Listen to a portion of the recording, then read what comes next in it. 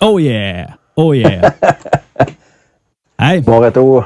c'est le premier vidéo pedalboard, analyse de pedalboard. On a décidé d'en faire un vidéo en soi. Ouais, hey, puis t'as eu l'idée un peu sur le fly. Ouais, puis, définitivement.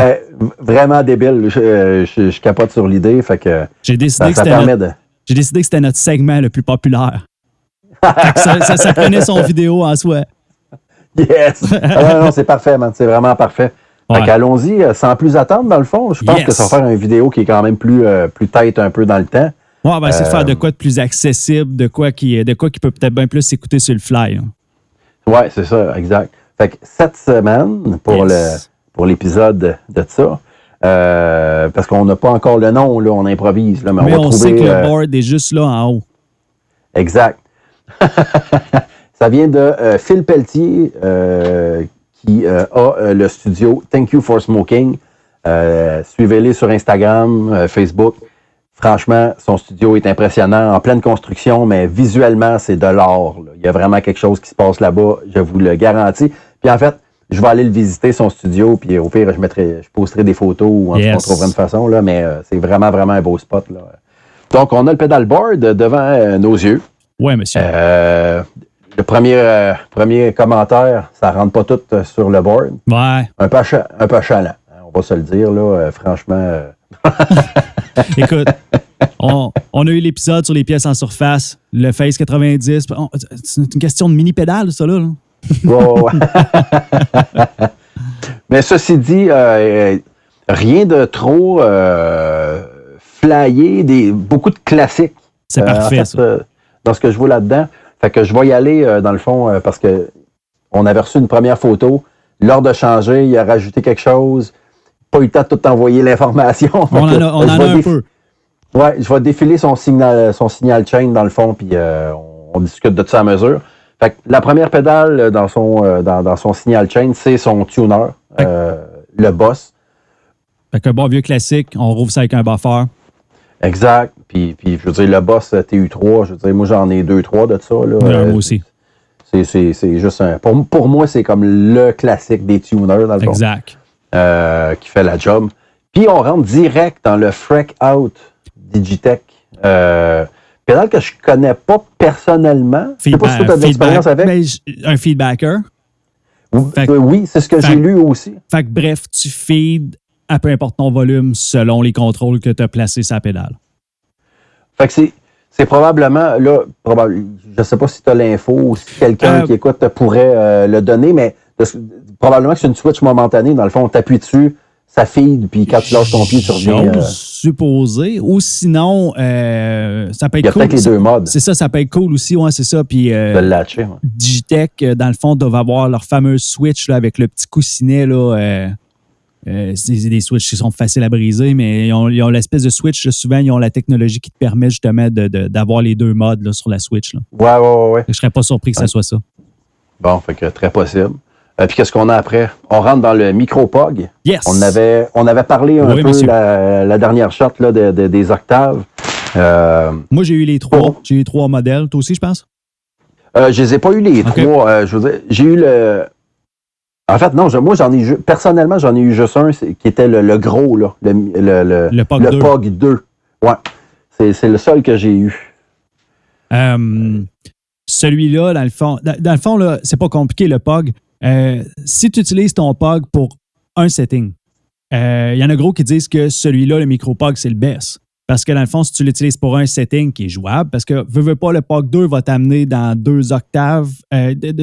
Le POG 2 t'amène d'un son de synth puis toute la patente. Ouais, Tandis que lui, il te laisse. Lui, c'est un octave, là, si je ne me trompe pas, là, le micro-POG. Qu'est-ce qu'on a? Ben, en tout cas, c'est sûr qu'il y a un mix. Je pense que tu as un octave up puis un down. Ouais, c'est ça, mais c'est juste un. Puis, il ne va pas à 2 octaves. Là. Il ne va pas à 2 up et down. Non, OK. Puis, non, je comprends. Dans le fond, c'est ça. Le micro-POG est cool si tu l'utilises d'une façon et tu n'as pas besoin des presets. Ah, oui, effectivement. C'est sûr. Mais sur le POG 2, il n'y avait pas de preset là-dessus. Oui, il me semble que oui. Oh, il y a des presets. D'abord, j'ai pas eu le POG 2, j'ai dû avoir le POG 1 d'abord, comme la première génération de POG. Là. Peut-être, mais qui a pas. Une grosse boîte, là. Ben, c'est ça. Le 2, c'est la grosse, mais je pense qu'il y a des presets dessus aussi. Ben, tu sais, tu peux faire les presets. Ça fait longtemps, là. Mais je sais que celui-là est cool quand que, justement, tu as un setting que tu aimes. Puis, je veux dire, ils ont fait la pédale avec tout ce qui est utilisable. Tout le reste, ça devient moins utilisable, genre live avec ta guitare et tout, dans le fond. Puis, honnêtement, je l'ai vu sur des boards de bassistes, je l'ai vu sur des boards de guitaristes. Je pense que en termes d'octaveur polyphonique, là, c'est probablement un des best sur le marché là, en ce moment. Là. En tout cas, du moins, c'est mon feeling. Là. Mon feeling à moi, c'est pas compliqué, c'est que si c'est pas celui-là que tu as, éventuellement, c'est celui-là que tu vas avoir après t'être planté une couple de fois avant. Donc, possible. Mais en même temps, comme on disait la dernière fois, parce que je pense que toi et moi, on aime ça quand ça glitch un peu. Lui, il glitch pas, là. Non, c'est sûr. Alors, nous autres, on est loin dans le... Faut pas... Le Green Ringer. Ouais, c'est ça. OK, après ça va dans Earthquaker Device Bit Commander. Yes. Qui est probablement comme un Bit Crusher. Je me trompe-tu? J'ai cloné ça pas mal. OK. Ouais, okay. C'est un synthphase, carrément. Tu as un transfo là-dedans. Ah, OK. Pour être plus précis, dans le fond, c'est une section d'octave qui est drivée par la moitié d'un Acapulco Gold. Dans le fond, ils ont pris la section parce que ça passait dans, je me rappelle plus, il y a une émission qui passe sur un Quaker Device à un moment donné, puis c'est ça qui jasait, que dans le fond, la section du Bit Commander, ils trouvaient dans le fond la section d'amplification vraiment cool, puis ils l'ont doublé dans une pédale qu'ils ont fini par appeler l'Acapulco Gold, ou c'est le contraire, puis ils ont pris la moitié de l'Acapulco Gold, puis ils l'ont mis dans le Bit Commander. Je suis pas sûr à 100%, mais les deux sont reliés ensemble, c'est la même GRC 386 dans le fond, puis... OK, intéressant, intriguant. Puis, mais tu vois, fait que c'est pas partout ce que je pensais. Ah, mais c'est une pédale fantastique. C'est vraiment fantastique. Les sons qui sortent de ça sont vraiment super, man. Vraiment, c'est une de mes préférées d'Earthquaker. Ah ouais, carrément. Ouais. Fait que je vais être curieux d'entendre ça. J'irai checker un peu plus. Ouais, après ça, il rentre dans son... calvaire. Parce que t'en as encore en stock. J'ai mes personnels à moi. Là. Je pense que j'en ai deux que je garde chez nous, dans le fond. Fait que je peux t'en passer une. Yeah, OK. Ben, on va faire ça d'abord. Ouais. Electro-Harmonix, Russian Big Muff. Yes. Là, on est dans le classique Big Tone. Fait qu'une version 7, c'est la Black Russian Big Box. OK. C'est la même chose qu'une Bubble Font, dans le fond. C'est... ils appellent ça la Russian qui est faite pour les guitaristes. T'as la Tall Font, la Bubble Font. La Bubble Font a un petit peu plus de sustain, mais un petit peu moins de bass. Puis ça, c'est le même modèle, dans le fond, que la Bubble Font. Fait que les guitaristes ont tendance à plus préférer, dans le fond, la Bubble que la Tall Font. Là, on parle des écritures qui sont écrites sur la Big Muff. Oui, ben, j'imagine que c'est de même qu'on différencie les différentes versions.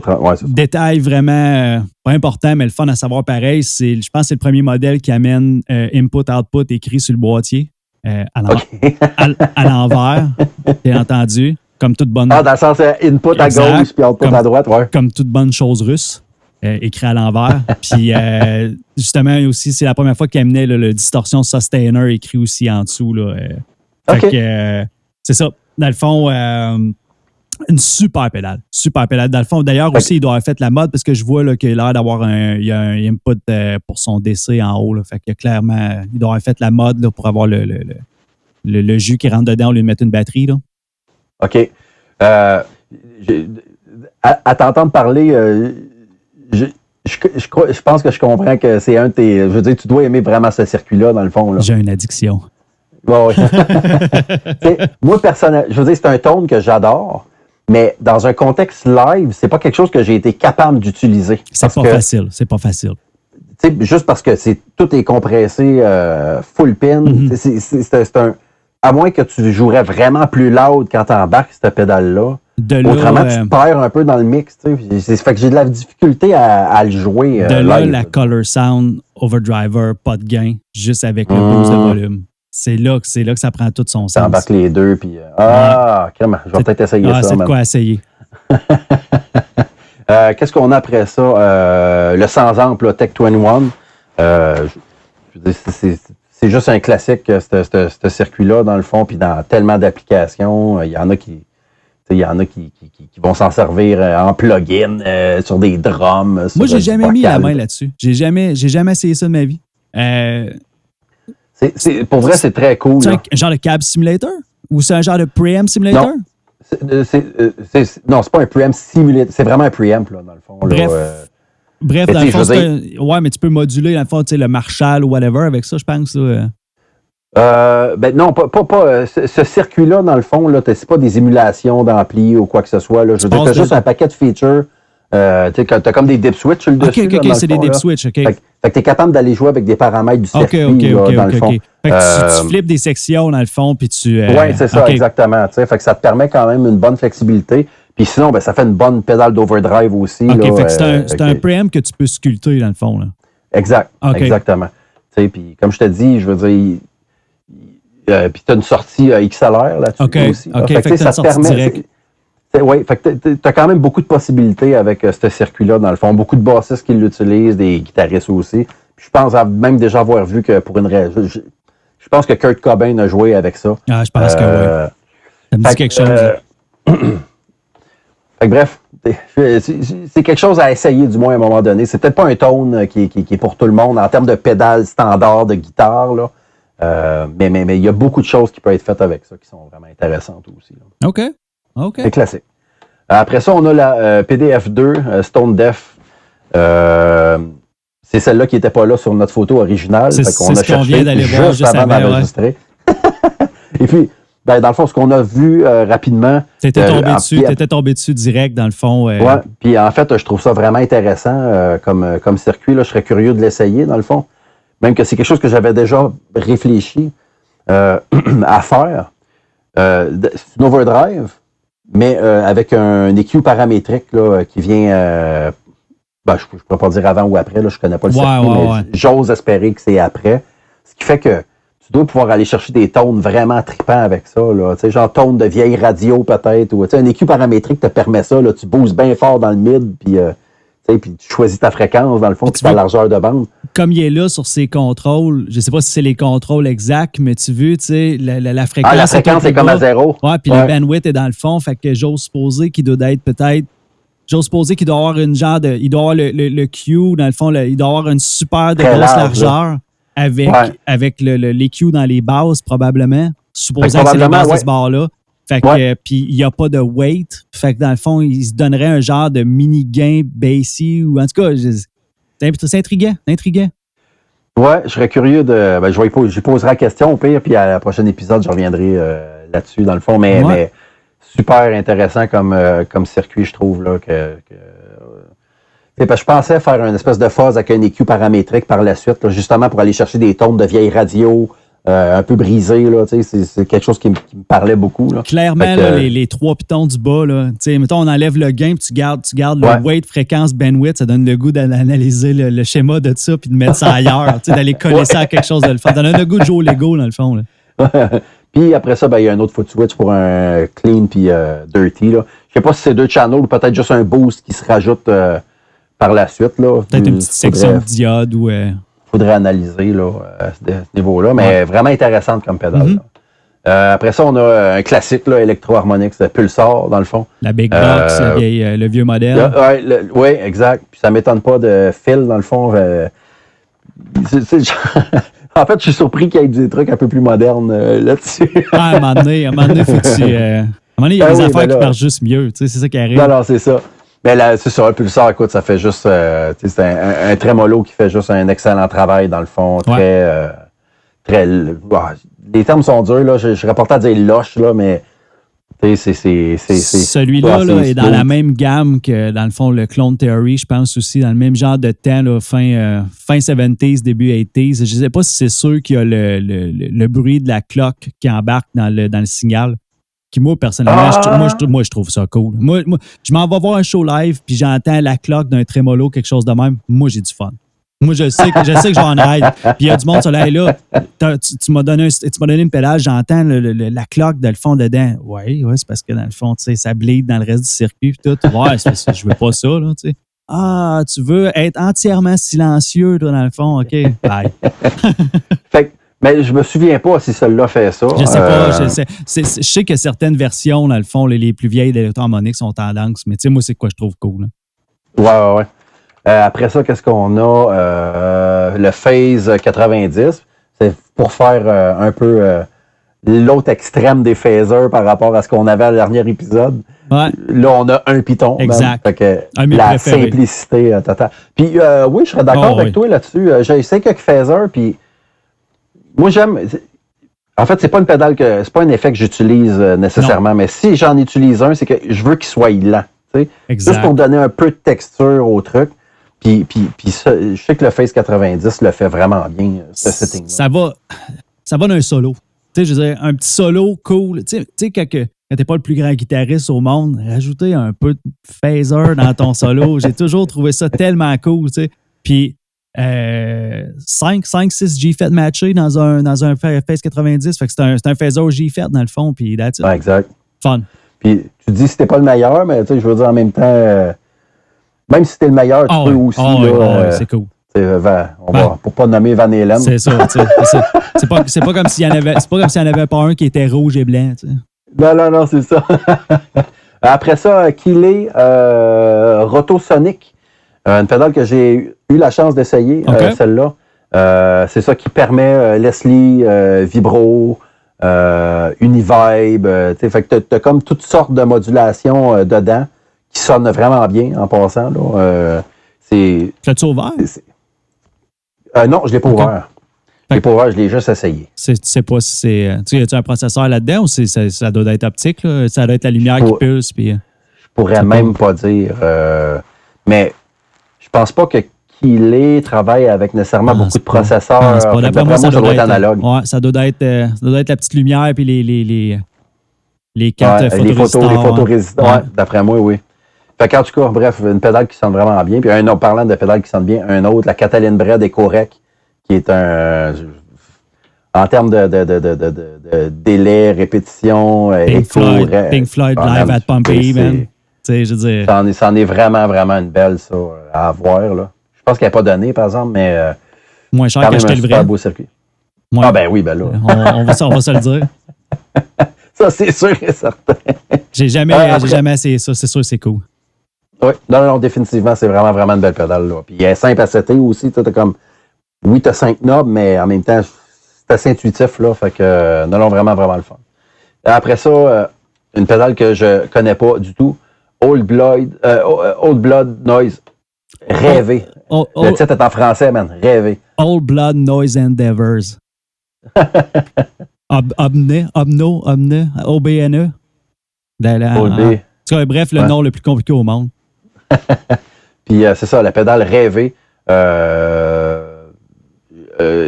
Calvin, j'avais été chercher un peu rapidement ce que c'était. C'est pas mal sûr que c'est un reverb, là. J'ai quelques notes par rapport à ça. Bref, un reverse delay dans un reverb ou le reverb qui passe dans un reverse delay. Fait que bref, je pense que c'est un peu de reverse delay suivi d'un reverb qui repasse après ça encore d'un reverse delay. Fait que clairement, de quoi faire du shoegaze peut-être un peu. Puis, c'est ça, j'étais pour dire. Là, je veux dire, quand ta pédale s'appelle Rêver, man, on s'attend que ça va planer. Là. T'as une switch d'ordre. Fait que dans le fond, tu sais, tu peux décider de le mettre un ou l'autre selon quel tu veux mettre. Puis je pense que le reverse delay est optionnel. Fait que bref, c'est une pédale de reverb en soi. Puis le reverse delay, dans le fond, c'est ça, est optionnel. Fait que tu sais, ça reste pas juste une pédale. Parce que d'après moi, ça va être assez space. Là. C'est sûr et certain que quand tu commences à partir ça partir comme une texture. Fait que c'est cool que ça reste un reverb pareil. Puis dans le fond, c'est un modulated reverb. Fait que c'est un reverb modulé. Là. Fait qu'il doit avoir il doit avoir un petit warble dedans, dans le fond. Puis et puis là, je vois qu'il y a comme 8 knobs.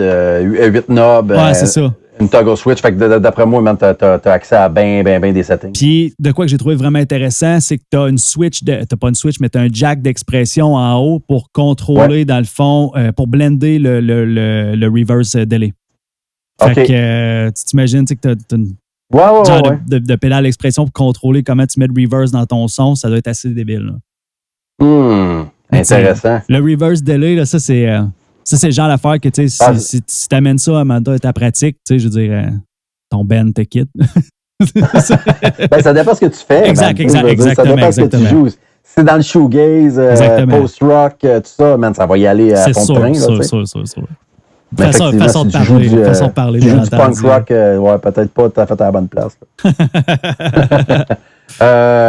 Cool. Puis après ça, il en reste une. Yes. La R1 de Walrus Audio.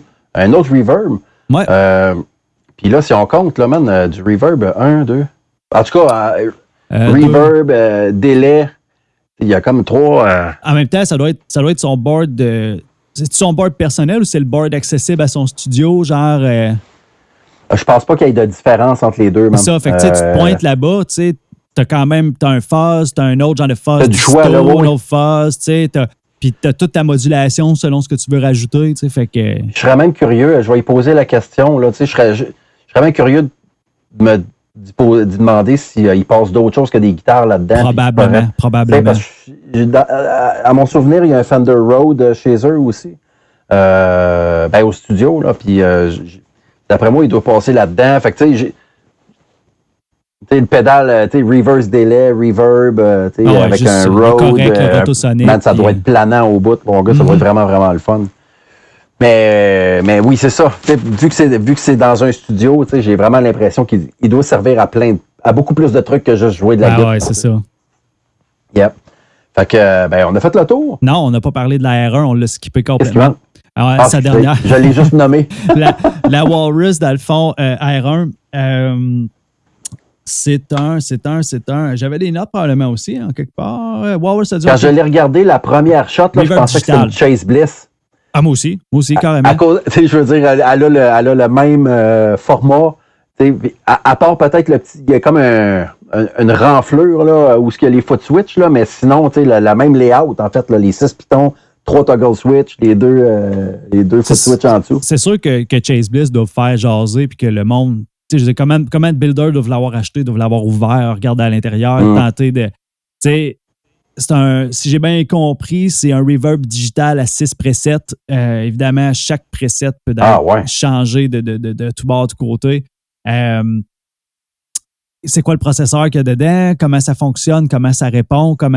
C'est toujours pareil. Hein? Tu vas t'acheter un reverb digital, tu veux savoir à quel point il peut être épais, dans le fond, puis à quel point il peut washer, puis tu veux pas qu'il ait l'air mince, tu veux pas non plus, j'ose supposer que s'il est sur son board, c'est parce qu'il fait un job, puis que, dans le fond, il est capable de fournir ce qui est important, puis en même temps, quand tu es dans un studio comme ça, je veux dire, le reverb, tu peux le processer après en plugin, dans d'autres choses, fait que, s'il est là, c'est probablement parce que, dans le fond, il vaut la peine d'être là, puis il dépasse probablement peut-être certains algorithmes de plugin dans l'affaire la même.